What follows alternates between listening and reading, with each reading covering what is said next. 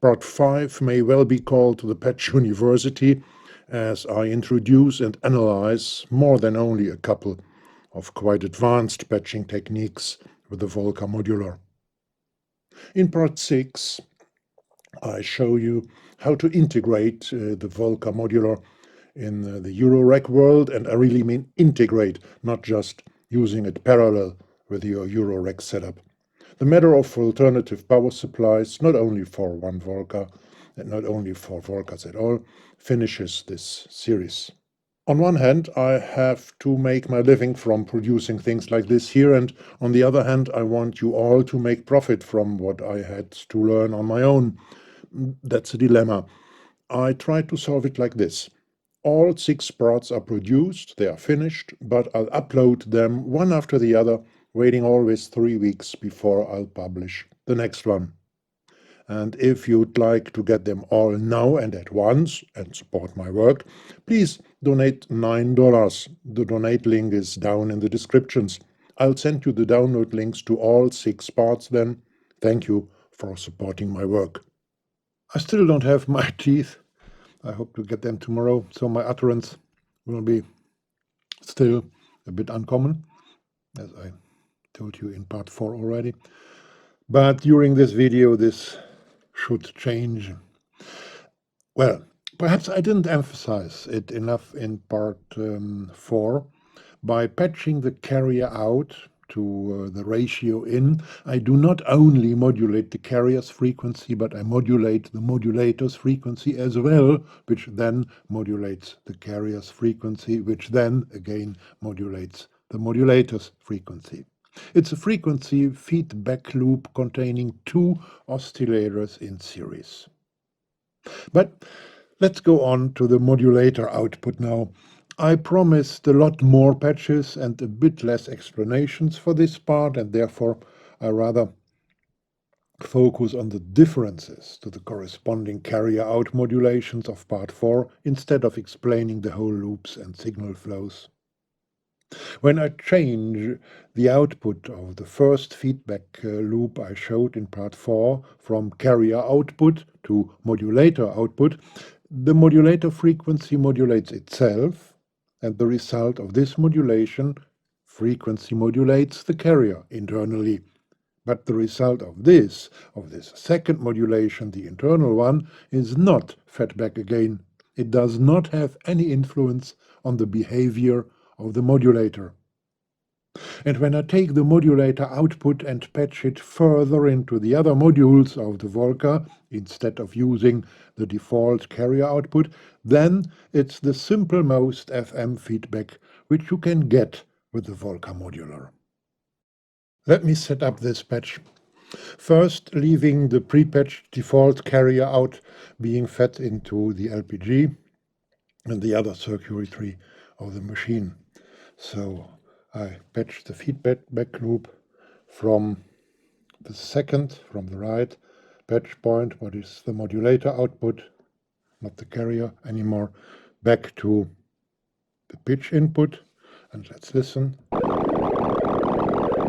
Well, compared to the feedback loop coming from the carrier out, both at a ratio of 1 to 4. Let me change the ratio, as you know from last time. The result is nearly 0, and now let me go back to the modulator output being fed back to the pitch input, different ratios. Then of course we get different results. Always, by the way, it's not the ratio anymore what is important, but the frequency itself, the frequency of the modulator, because by changing the ratio knob at a fixed frequency of the carrier, I change the frequency of the modulator, and by that the ratio. But now it's not about the frequency of the carrier that much, in a while not even at all, but the frequency of the modulator itself which I'm changing, like always, but which is now important. Only the frequency of the modulator is of importance right now.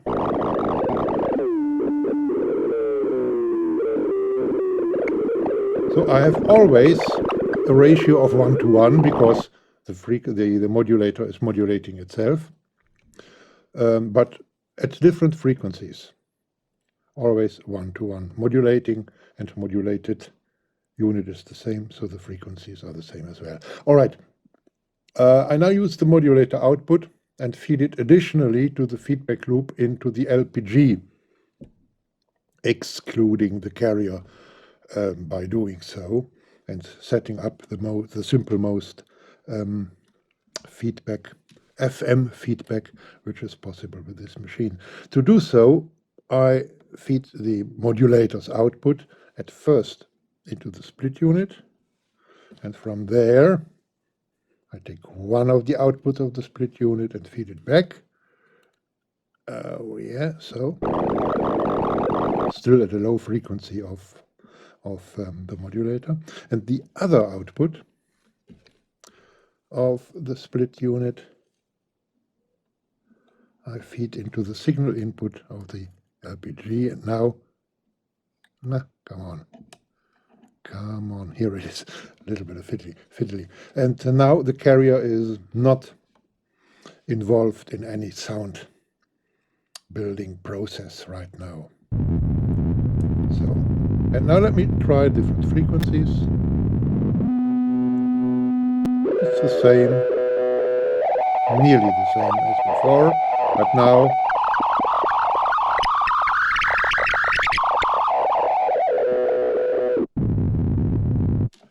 all right, but now the carrier is outside.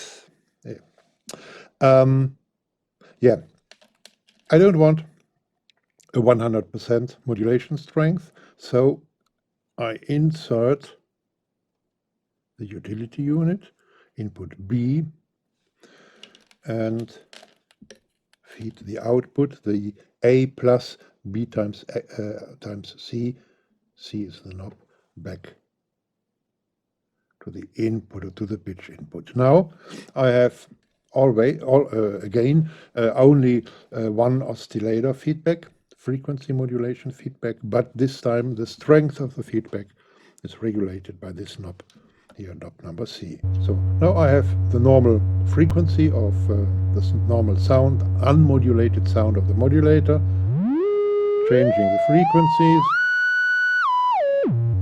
and now I insert modulation, feedback, frequency modulation. More and more and more increasing the feedback.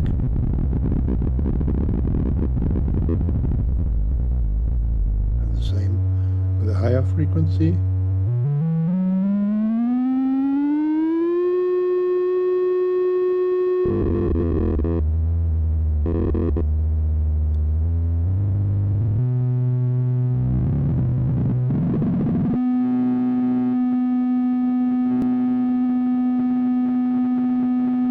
And back again. And even very high frequency.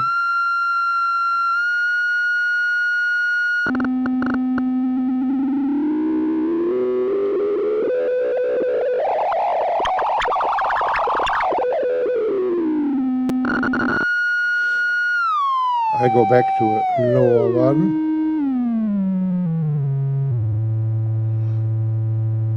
Add some release.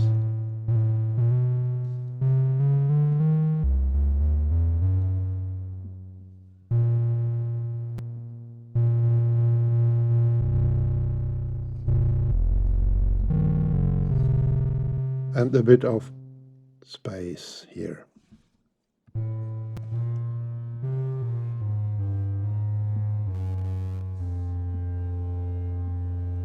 Not that bad, I think. I leave the carrier outside in front of the door for a while and patch the modulator output directly to the left LPG's signal input. So All right, now I have the modulator. The ratio knob and the ratio input determine the frequency of the modulator, as we know from earlier videos. Patching the modulator output in the ratio input should lead to the same result as patching it in the pitch input, only as long as the carrier is still waiting outside of the house, of course. Well, let's try it. I take... Yeah, just a moment, I have to change, of course, to split, otherwise I can't patch the feedback loop. So, yes, and the other output of the split unit back to the ratio, the second leftmost patch point. And oops, the sound is different. Let's compare. Now to the pitch, and now to the ratio input. The sound is different, but the reason is simple this time. It's the ratio input has another volt to frequency characteristic than the pitch input. The ratio input is a good deal less, well, let's say less sensitive than the pitch input.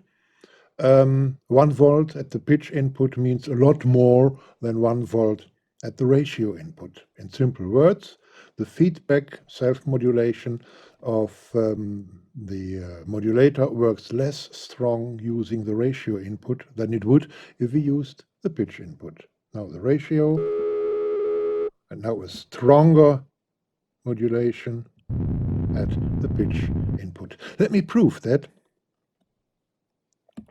Let me prove that by, I don't need this anymore, by sending a DC offset. So, by sending a DC offset to the pitch and to the ratio input. I use the DC offset from the utility unit at first. So, I hit this key, the lowest one, and then I increase the D-set here. I put change hands.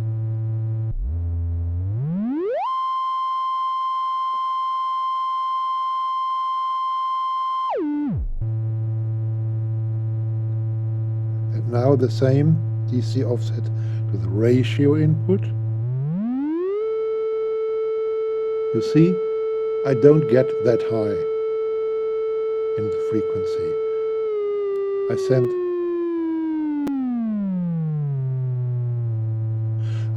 the same DC amount and change the same rate of DC amount with both inputs, ratio and pitch. And we see and hear that the volt to frequency characteristic is different. The pitch input is more sensitive. Even the shortest glimpse at the circuit shows that no signal that's fed in the fold input can have any effect without the carrier being part of the game. And second glimpse makes us understand that feeding the modulator output in the fold input doesn't even make a feedback loop. The sounds we can expect should be a bit more tame and not that much noisy, therefore. Well, let's see and hear. First of all, the proof that we need the carrier again now, with or without feeding the modulator in the fold input. It doesn't make a difference otherwise, or it wouldn't make a difference otherwise.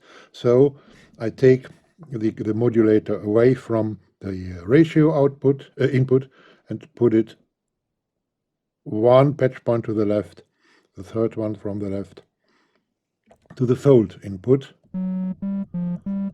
Put it away. No difference indeed. All right. Okay, I remove the modular from the LPG's input, therefore, and then I don't even need the split unit. So.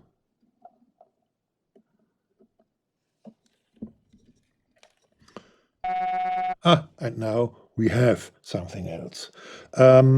Changing the frequency of the modulator, which modulates the fold, the amount of fold changes the character of the outcome of the wave folding process, which folds the carrier's triangle wave.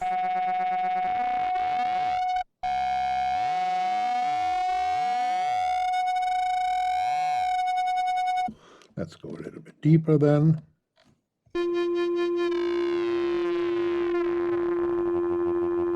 And even deeper.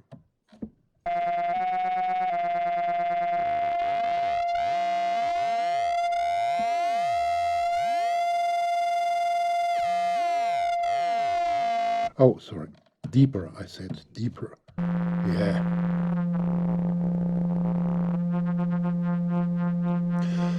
And together with different fold amount offsets, we get a wide spectrum of metallic sounds, bell sounds, which need an adequate adjustment of the AHR, here envelope generator, of course, and of machine sounds, most of which are quite melodic, quite tonal, as expected. So let me take some release, some space.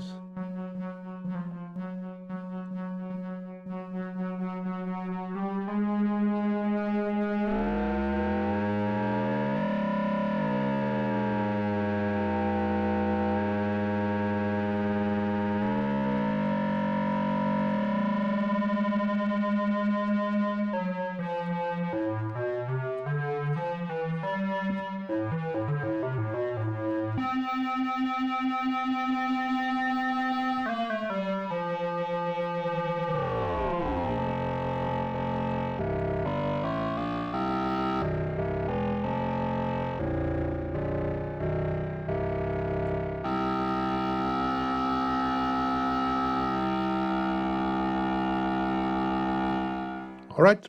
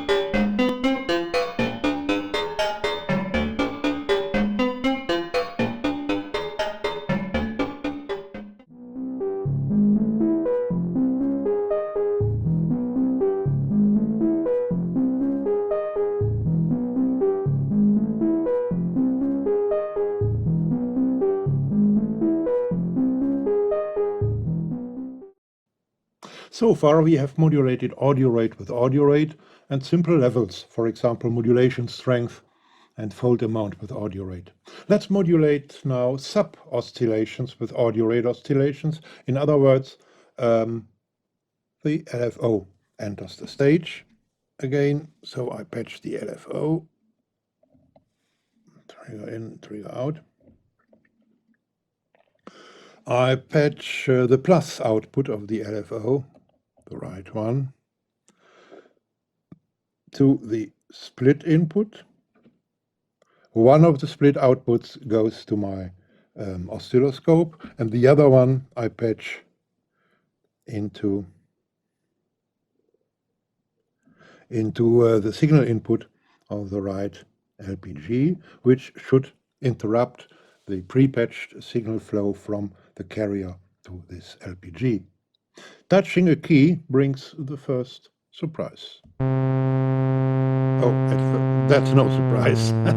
Let me reduce to our sub-audio rate to the minimum frequency, the slowest possible frequency of the LFO. And when I increase the volume, let me be silent, you hear the signal from the carrier comes through, even if it should be interrupted by this input here. Okay, and increasing the LFO's frequency into audio rate predominates the carrier's signal, of course, but doesn't prevent it from still being there.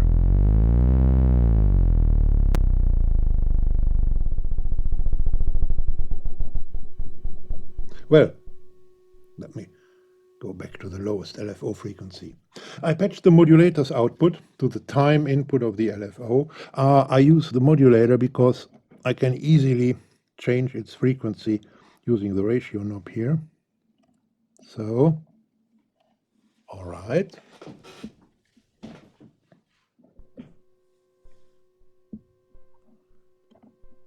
And I change, but I have to go higher with the frequency a bit.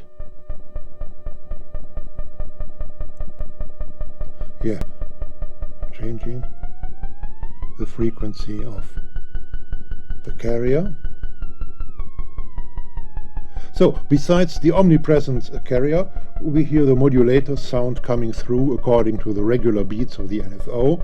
It sounds like the LFO, even if not patched to the gates input, gate level input of the LPG, works similar to a gate signal so far. The modulator sound, when it's audible, is unchanged. It's the same sound. Let me prove this. I remove. Now I have the carrier. And now I put the modulator in. Yeah, that's the sound, and we get this sound unchanged when I restore the previous patch. With a bit more space,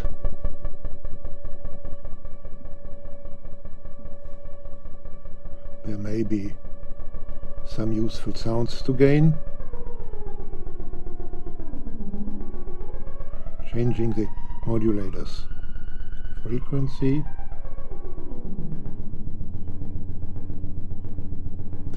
All right, let me reduce the space to 0. Increasing the LFO's frequency up to audio range, well, we get our well-known frequency modulation again, producing sounds different from both the modulators as well as the LFOs. Reducing the volume a bit.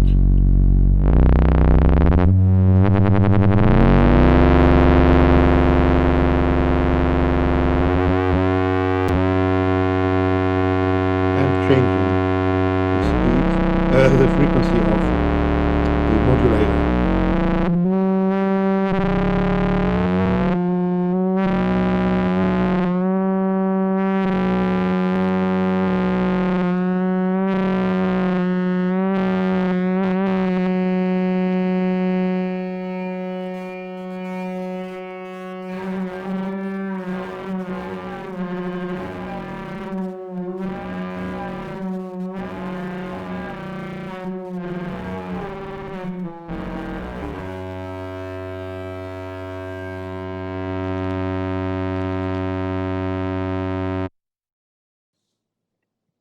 I promised less explanations and more patching. Let me go ahead therefore. And I think the goings on so far are clear as well. Anyway, and if not, just send me an email, an SMS or an email, or just leave a comment. I'll answer it. Answer eventual questions. So inserting the utility module in the signal path between the modulator's output and the LFO's input gives me the opportunity to determine the modulation strength. So I do so. I use a long cable then from the modulator output, the second from the right patch point, into input number B, and from A plus B times C, there's nothing in A, so it's only B times C here, I go back to the input, the time input of the LFO. So now we hear the simple LFO, only the LFO, but I reduce the speed of the LFO a bit, the frequency a bit. So, and now I fade in the modulation by the modulator. The modulation strength increases and increases.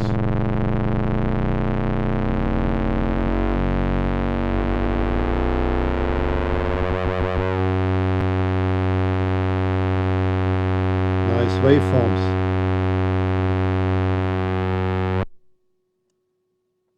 All right, and once again.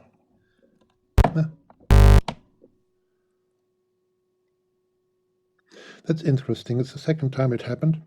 The first time I didn't record. When I go too high with my modulation strength, suddenly all goes silent, except for the omnipresent carrier, and I have to repatch it again. What I'm going to do now, I repatch it again and be careful not to go too high with the modulation strength. I have to find out whether it's an issue or it's systematic. All right, so in a moment I'll be back. Well, I'm back again. I didn't have to repatch, of course. Nonsense. I have to switch off and switch on the machine, and then it's okay again. It seems some capacitors or something, or some other electronic inside, I will find out, got an overload and needs to decharge or something like that. Well, so the patch is the same, and with the C knob here in the utility unit, I can I can regulate the strength, the modulation strength, how strong the modulator modulates the LFO. Whoops! I have removed the modulator. All right. And again, just a moment. Too high.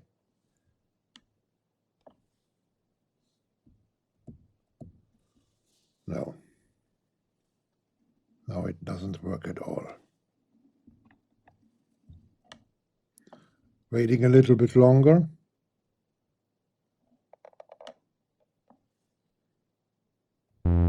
And now I'm here again.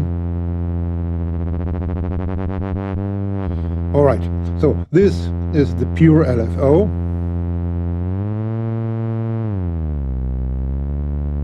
Let's use this. And I increase carefully the modulation strength.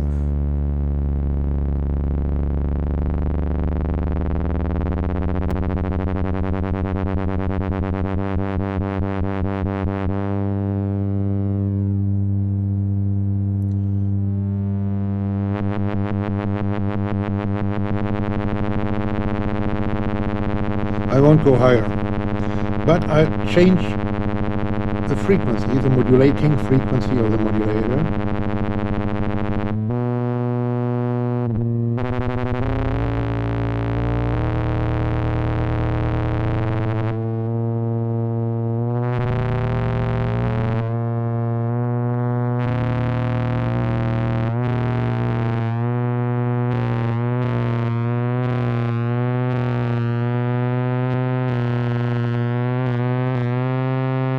once again, let me have a break here.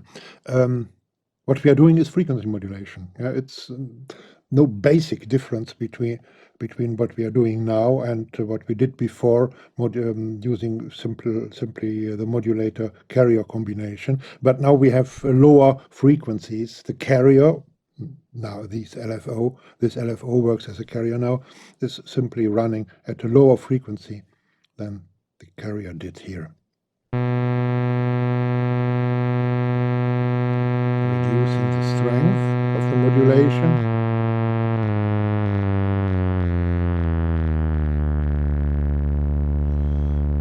Increasing the modulated frequency and adding a bit of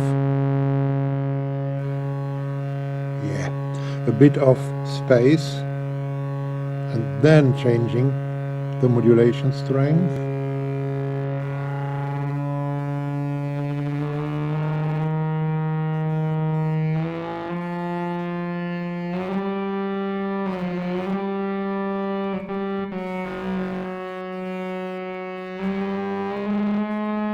I won't go higher, but lower with the frequency of the modulator.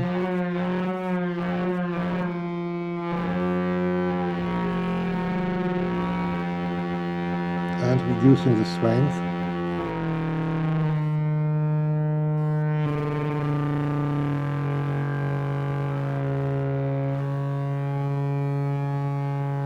Increasing it a bit.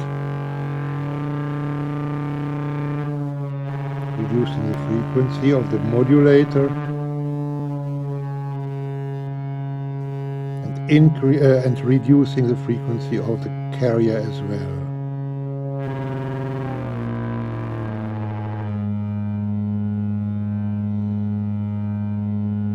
Well, no jamming here. So what we did is frequency modulation with a low, very low audible frequency of the carrier, which is here the LFO. Now I reduce the LFO frequency once again with the adjustments which I have now and go to sub-audio rate.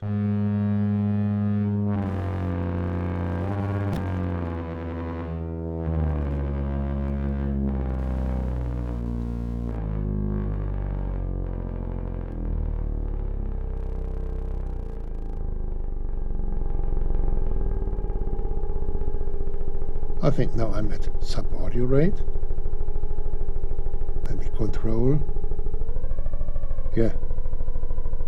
Yeah, not really. It's still here. The change of the frequency is the modulator, but there is still a sound from the LFO. So let's go deeper.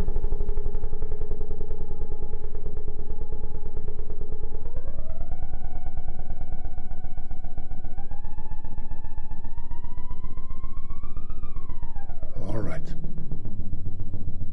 Let's go ahead.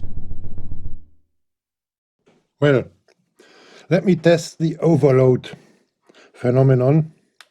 I patch the modulator into the utility unit input B, and from input A plus B times C, I take the signal to my oscilloscope, and what's now important is only the voltage peak to peak here, VPP, voltage peak to peak. So I connect them. The knob is completely at 0 right now, and now I increase it.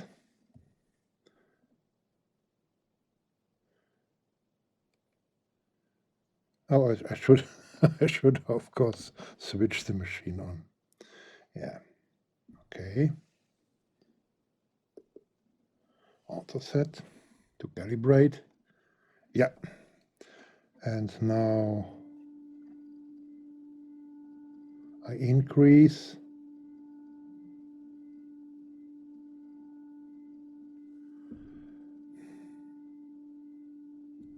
Auto set.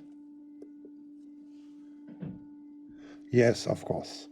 Now I have an output voltage of up to 850, so 8.5, 8.5 volt peak to peak, and that's far beyond the regular region of input voltages for this machine. I go down again, and it was here about where the modular stopped working. It's about 6.65, 6.5, where it's too much for this little machine, for the input of the LPG. In the next video, the last of this series, I'm going to measure all input and output voltages, all possible input voltages and output voltages, because this is of course important when I integrate the Korg Volca Modular into other systems, for example into a Eurorack system, or let it communicate with other synthesizers in general. Yes, that's the riddle of the Volca Modular going to sleep. I increase it again, 850, 8.5 volt peak to peak. This output puts out at maximum C. C is this knob here, of course. All right. Let's go additive. Well, it's a simple thing to do. I patch the modulator output and the LFO.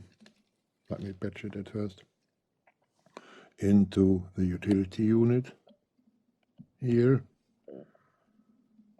and the one which I have patched into the B input I can fade in and out. So let me say I fade in and out B, fade in and out the modulator, and I patch nonsense. I patch the output of the LFO into A. So,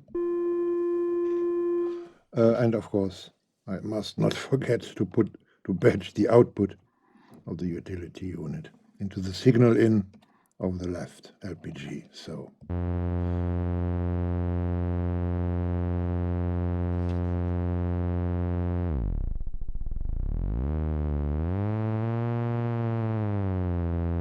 Yeah, so the LFO is patched into the input A, the modulator into input B, and with this knob, with the C knob, I can fade in and out the sound of the modulator. Simple thing, simple additive thing.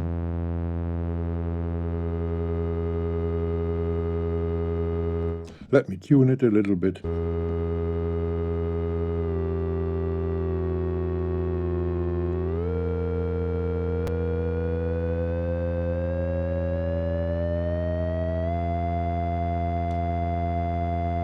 All right. The problem is, of course, and unfortunately, when I leave this key, number 10, I get out of tune, of course.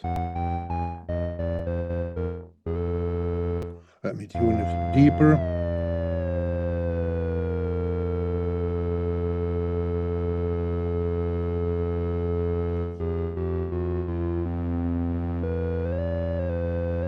Sure, because, of course, the LFO does not change its pitch. Let me, nevertheless.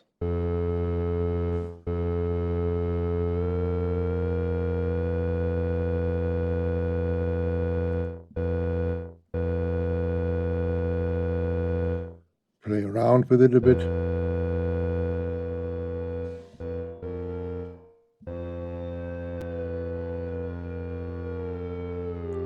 Or go even deeper.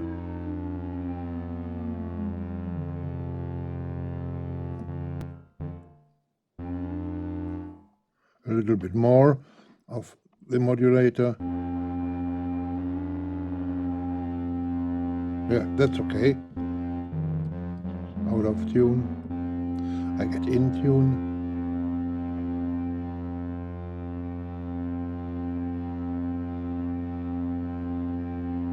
Well, this getting in and out, I can of course modulate with anything by modulating the pitch and things like that. Let me do something with the envelope, the AHR envelope, the left one here, concerning fading in and fading out. I've tuned the modulator quite high, and the LFO is naturally quite low. Let me explain the patch. What have I done? Here, this yellow cable is, of course, setting up the LFO from trigger in to trigger out, trigger out to trigger in. The positive output is of the LFO is plugged in into input A of the utility unit, and in input B, this is this one here, in input B, there is the modulator. This cable connects the minus output of the envelope generator to the C input. Why the minus? The problem is, if I didn't do that, if I used the regular plus output here, the overall volume and fading in and fading out of the modulator would take place exactly at the same time, and I could not hear it. And so I do something else. I use the inverting output. I think it was the last or the forelast video where I explained the inverted output. And what we hear, let me hit a key. So what we hear now is that at first both signals, the high one from the modulator as well as the low one from the LFO, are heard at the same time, but directed by this envelope generator here, the left one, the high sound, the modulator's sound fades out, not completely to zero because of the adjustment of the knob here. And when I leave the keyboard alone, the high tone comes in again.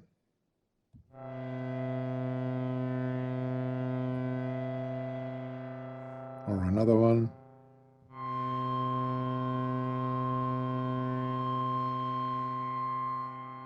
With other adjustments of the C knob.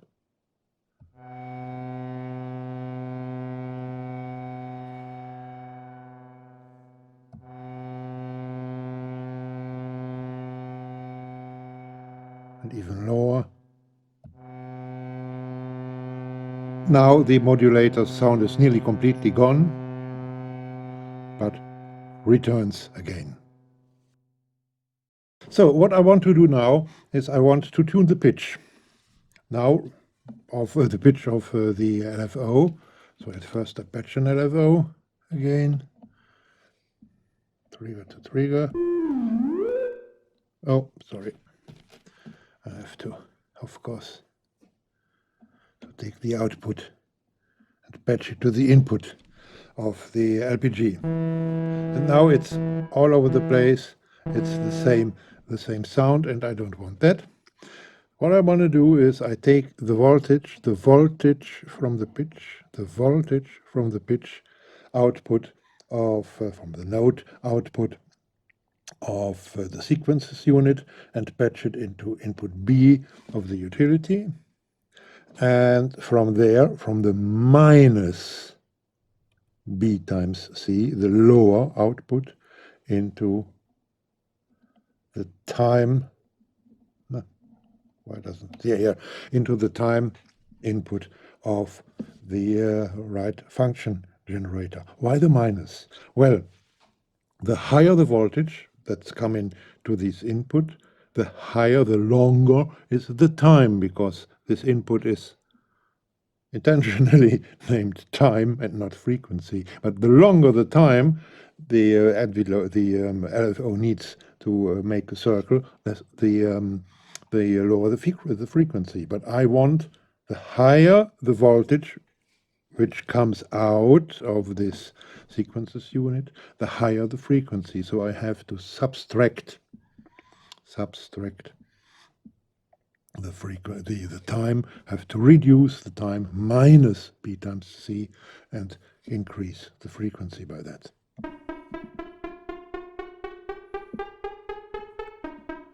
Okay.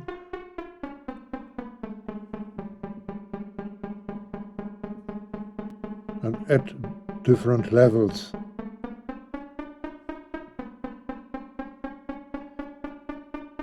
That's of course not at all a normal scale. It's not at all 1 volt per octave characteristic, or as comes regularly out from this node out, it's not even 1 and not even a half volt per octave characteristic. I could measure it, how much volt per octave it would be. It's definitely more volt per octave than a half one, because from here to here it's not even, from here to here it's not even an octave. All right, but it's a kind of, let's say, pitch development, which I'm going to use in the next patch. And now I simply take the output from the modulator output, and feed it into, let me stop it a while, into input A of the utility unit.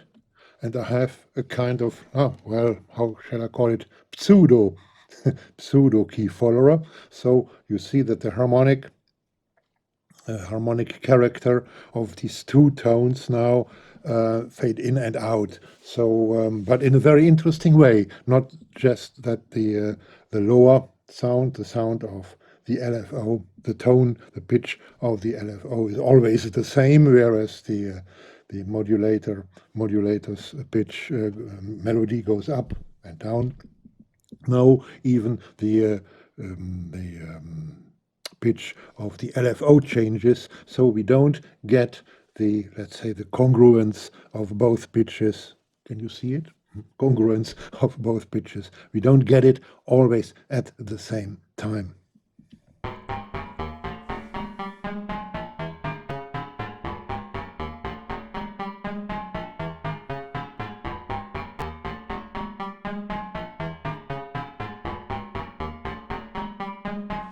All right.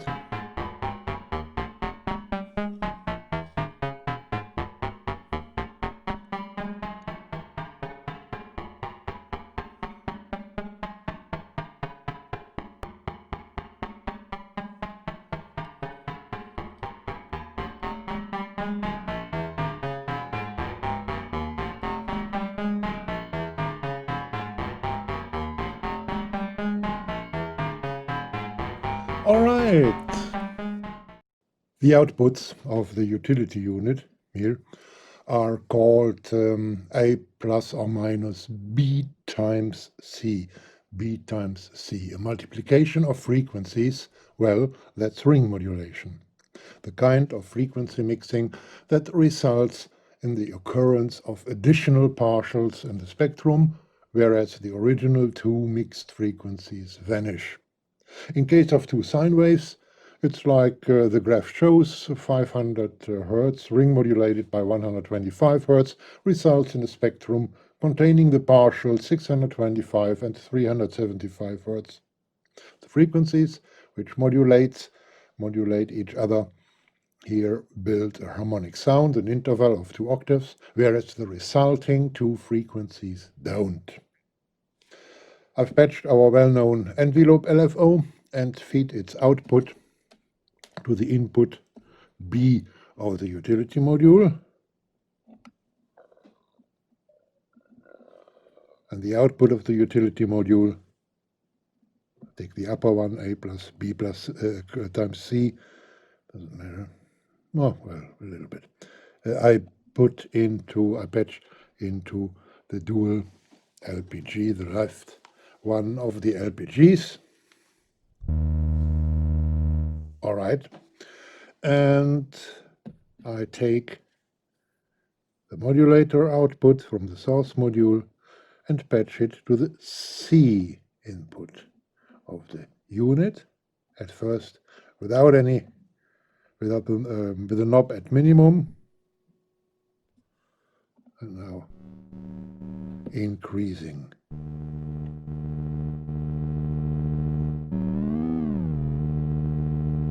A little bit more even.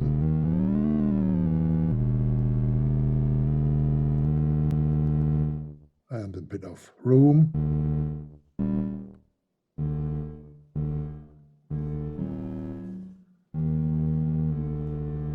And different frequencies. At first I change the higher frequency, the frequency of the modulator.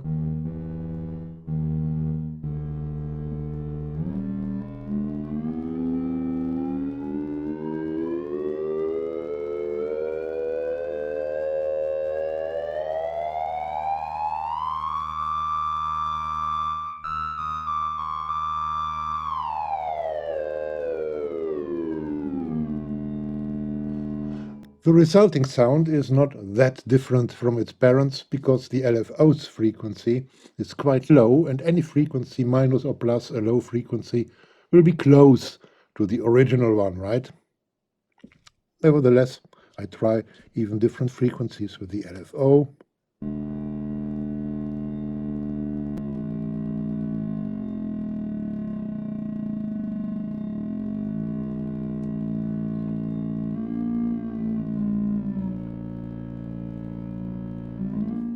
All right.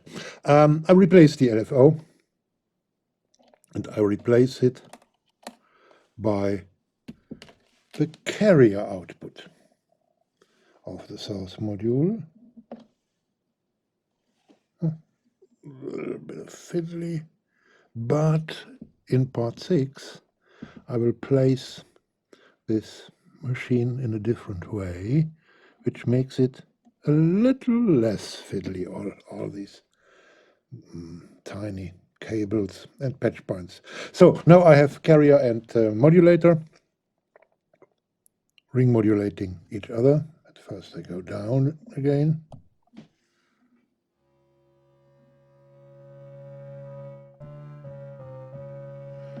And that's quite a difference. I remove the modulator.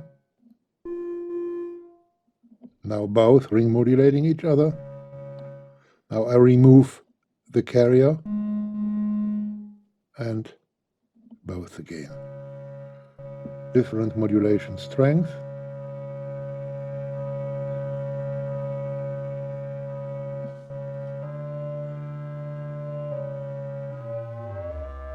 Changing the frequency of the modulator.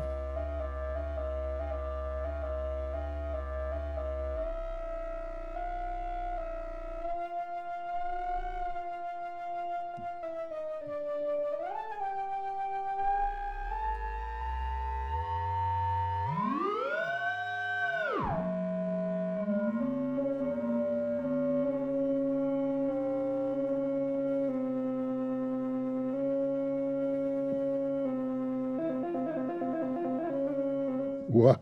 Okay. Right.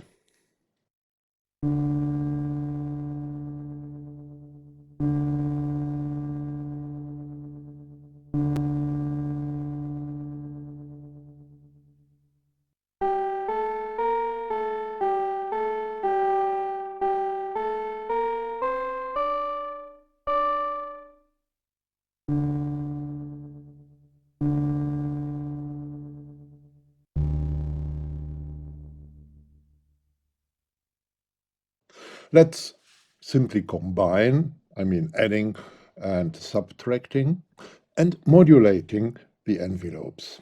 Adding first. When I mix both envelope generators here through the utility unit, I have to recall the fact that the right envelope generator, the right function generator, doesn't have a hold phase. It ends sometime, even if I held the key for an infinite long time. On the other hand, it doesn't automatically end when I release the key. It strictly follows only the adjustments of the time and of course of the shape knob here, and eventually patched in CV, control voltage. When I patch one envelope generator to the input, to the, let's say, to the A input, let's say the left, I put it to the A input and the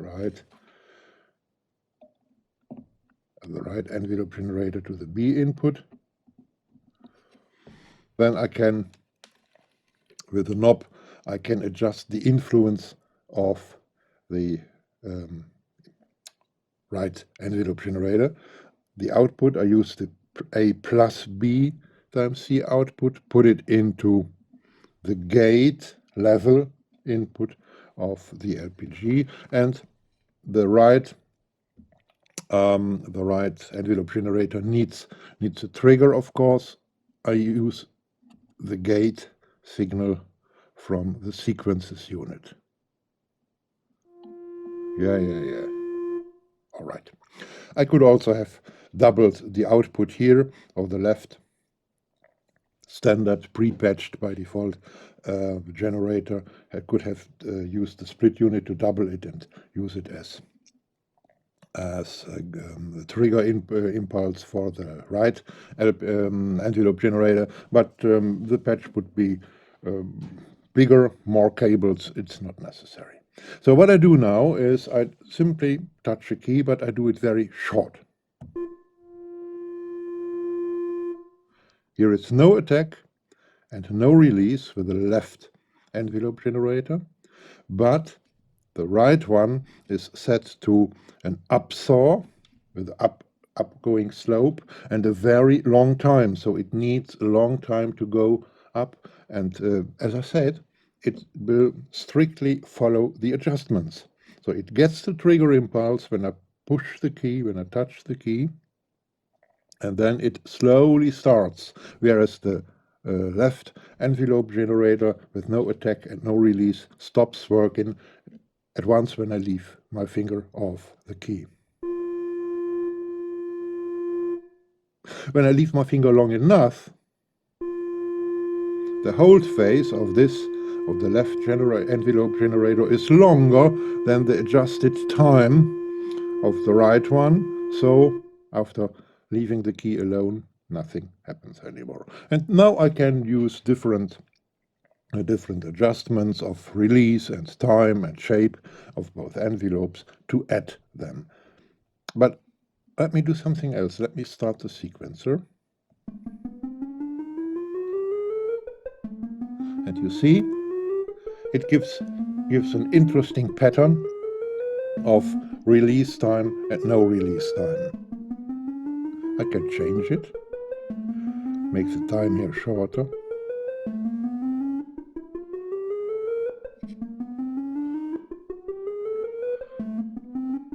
Or take another shape.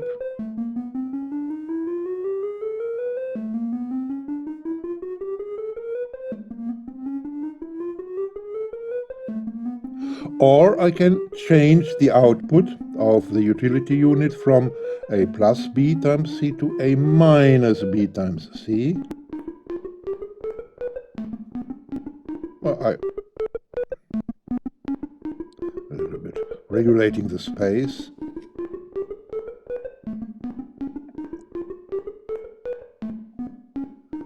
Take a little bit attack, using the left envelope generator, bit of release and reducing the slope.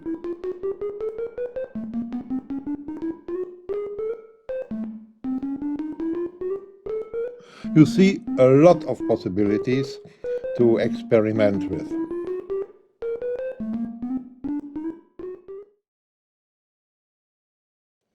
And now a running sequence again, but I don't add or subtract the envelopes from each other, but I let the right envelope generator modulate the left one.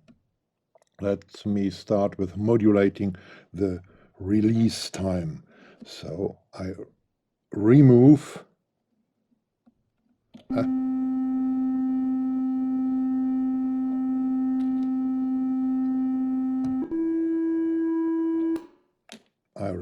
the cables at first, and the envelope generator, the left envelope generator, by default determines the gate level of the left LPG. So I take the output of the right envelope generator and I attach it now to the release input of the left envelope generator, and it needs, of course, a trigger.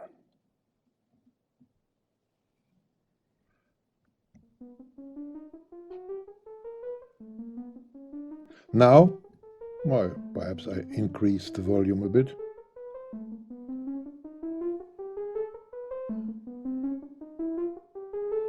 And perhaps a bit more of space. Okay. So what's going on here? The right envelope generator modulates the length of the release time according to its shape and time adjustments. Let's change the time. Let's make it shorter.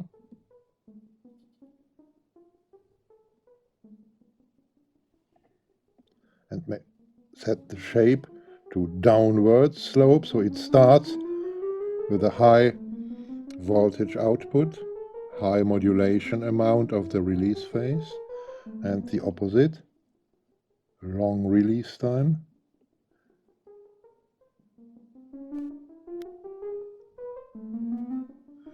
And more really basic release offset, regulated by the left envelope generator. And now I do the same. I let the sequence run and I modulate the attack time.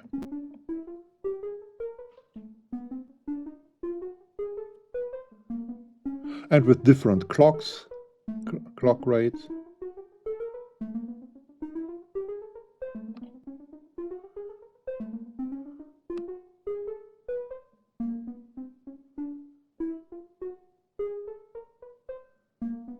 All right. You'll see there are a lot of possibilities to change the rhythm of the sequence. Now I remove the gate impulse, the trigger impulse, triggering the right not LFO envelope generator. It's going to be an LFO right now because I can use the LFO function of this right envelope generator to trigger, to modulate.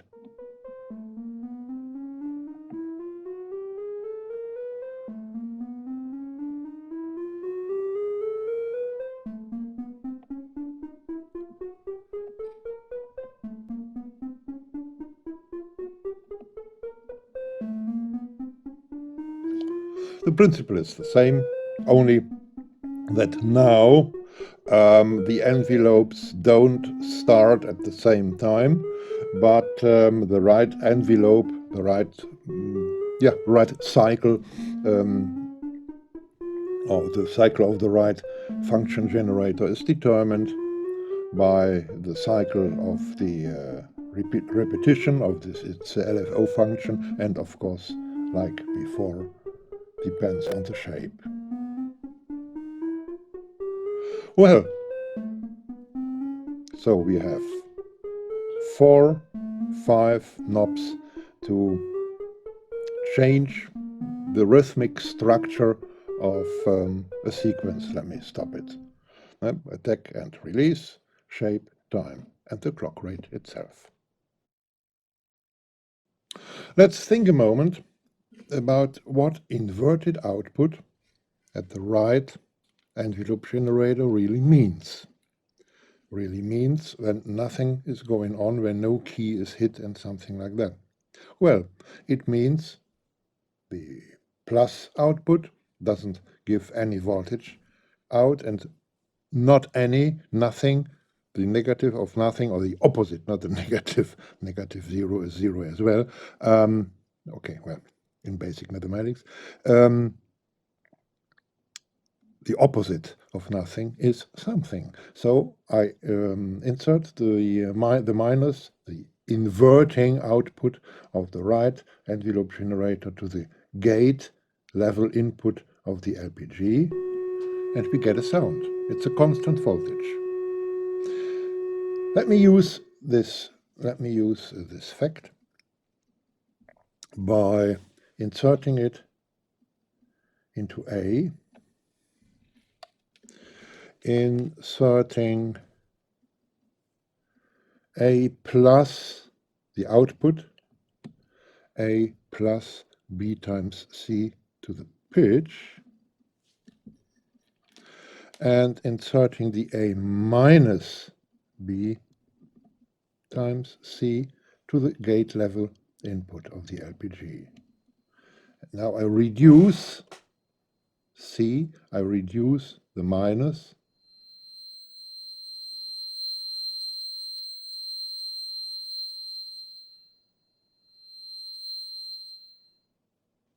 and get a sound, a very high sound, because in input A is the opposite of nothing, so it is a lot. And now I change it.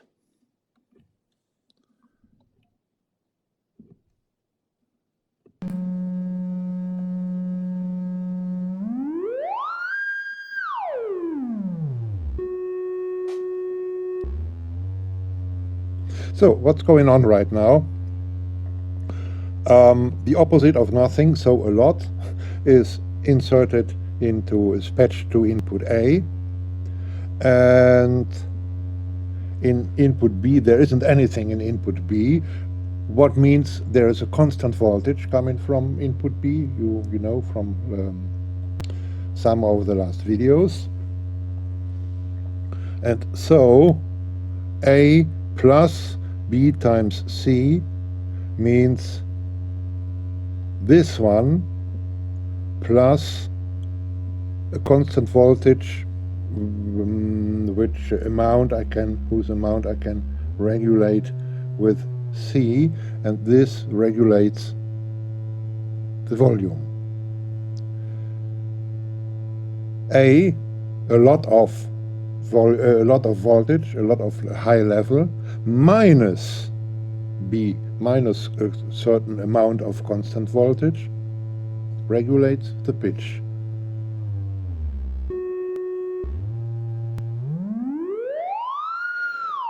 Meaning going higher with the pitch means go higher with the voltage, go higher with the volume as well, and go lower with the pitch. Going lower with the pitch means going lower with the volume, until I get this this border voltage.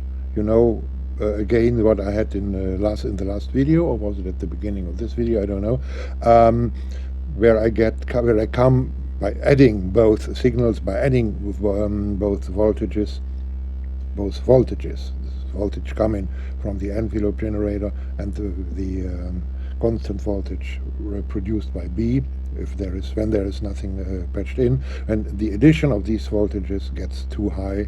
You know, I come nearly up to 9, I think it was 8.5 volt, what this knob can reach then, and that's too much. Then switch off. There are hundreds of interesting patch examples out there on the web, and it's a good exercise to go and analyze them. Analyze a lot of them to get into this great little machine here, especially when you, or if you are aiming at performing live. It's essential to know the Volca Modular in depth, let's say, to be the machine, so that you can react intuitively during a live performance. And the best way to get that deep into it is analyzing and repatching existing examples, dozens and more of them. I think I've mentioned all important principles in these 5 videos, so that you should be able to go ahead on your own without major negative surprises. Constructive, positive surprises are always welcome, aren't they? Yeah, I think so. But before I say goodbye, see you in video number 6, let me mention just one thing which is surprisingly enough, often overseen. There are 2 systematically oppositional ways to patch the split unit and the utility unit together: attenuating or boosting a signal before mixing in the split unit, and attenuating and boosting the sum or a single signal coming from the split unit here to the utility unit after. So when it comes from the utility, say the split unit. And this is valid whether it's about a single signal, indeed a single signal, like something like that, or the sum of signals. So, for example, something like that. No, something that's so coming from somewhere and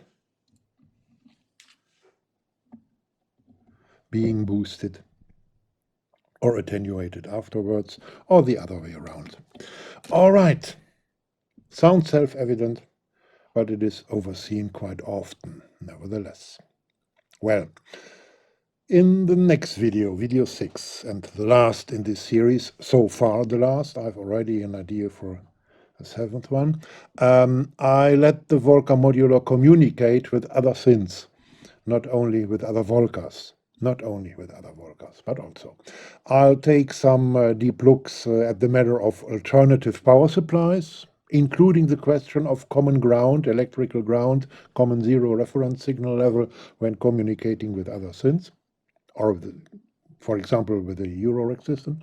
And I'll deal with the insufficiency of these tiny patch cables, and I'll show you my way of producing special cables for communicating with the outer world, and a lot more. And so, don't forget to like, to subscribe, and to click the bell symbol. And you might also like to visit me on Facebook or on Twitter or on Instagram. Goodbye. See you in video number 6, and enjoy your day. Rolf.